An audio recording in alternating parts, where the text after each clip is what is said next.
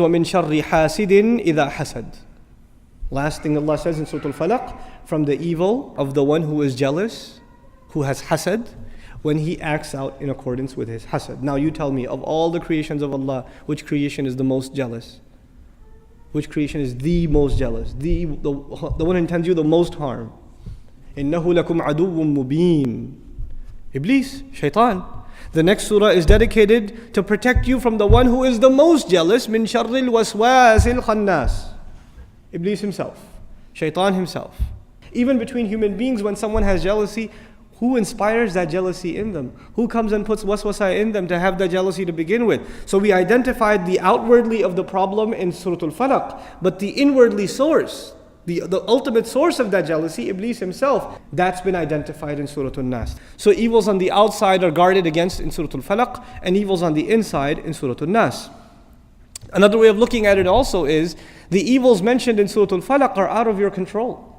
Somebody blowing over knots, casting spells over you, trying to harm you because of jealousy. These are things outside of your control. So you're asking Allah's protection from them. But if you look at Surah An-Nas, the things that Allah is talking about, people whispering and giving you suggestions, and whether or not you act on that waswasa, well, you will not be able to blame the one who whispered it to you. In other words, the liability in the previous surah is on the criminals who are engaged in the act of jealousy, engaged in the act of sorcery. But in this surah, the responsibility will fall on who? Yourself. Another way that it's been described by ulama, the relationship between these two, the previous harms what is outwardly, meaning harms your dunya. Magic can harm someone psychologically and things like that. These are things that affect your dunya. But the waswasa of shaitan harms what? Your deen, your akhirah, your iman. So now we have to compare dunya and deen, which is more precious, which has to be guarded more. So we asked Allah's protection a lot more in Surah An-Nas. We only called on Allah once in Surah Al-Falaq. What did we say? قُلْ أَعُوذُ بِرَبِّ الْفَلَقِ. Rabb came up once. Look at Surah An-Nas. We're asking Allah to protect our deen. How many times we call on Allah? قُلْ أَعُوذُ بِرَبِّ النَّاسِ مَلِكِ النَّاسِ إِلَهِ النَّاسِ. 3 times as much.